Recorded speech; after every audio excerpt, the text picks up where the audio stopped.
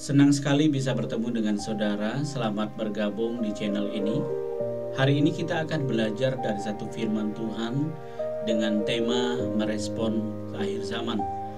Hari ini kita akan belajar dari Matius 24 ayat yang ke-8. Ayat ini berbicara tentang penjelasan Yesus mengenai akhir zaman. Kalau kita melihat tentang fenomena-fenomena yang terjadi hari ini, baik dari situasi alam, situasi manusia, bahkan banyak hal, ini memberikan satu kenyataan bahwa zaman hari ini bukan semakin baik, tetapi semakin buruk. Oleh karena itu, dalam bagian ini, dalam Matius 24 ini, Yesus memberikan beberapa hal yang perlu menjadi perhatian kita, bahwa nampaknya tanda-tanda kesudahan zaman semakin jelas.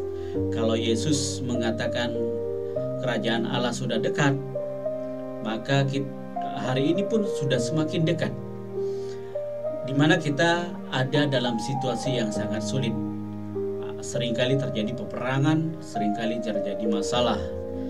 Ada dua hal yang kita bisa lihat untuk tetap kuat sebagai respon kita melihat akhir zaman. Yang pertama kita sadari bahwa kita ini rapuh, sehingga kita memerlukan keteguhan hati. Oleh karena itu Yesus mengajarkan kita dalam ayat yang ke-13, teguhkan hati agar kita bisa bertahan, supaya kita diselamatkan. Yang kedua, kita perlu memberi diri untuk terlibat dalam pemberitaan Injil dan bersaksi tentang Yesus. Karena tersebarnya Injil kerajaan ke seluruh bangsa akan menjadi tanda terakhir dari kesudahan segala sesuatu. Oleh karena itu, tantangan yang meneguhkan iman saya dan saudara, dengan kita terlibat memberitakan Injil dan kita bisa bersaksi tentang pengalaman kita dengan Tuhan, maka kita akan semakin melihat cara Tuhan bekerja, meskipun dunia ini tidak baik-baik saja. Mari saya dan saudara kita semakin hari menguatkan iman kita, singkirkan perbedaan yang menyebabkan kita perselisihan. Tentu perbedaan itu baik, tetapi apabila itu membawa kepada satu perselisihan yang menyebabkan kita bermusuh, mari kita tinggalkan itu.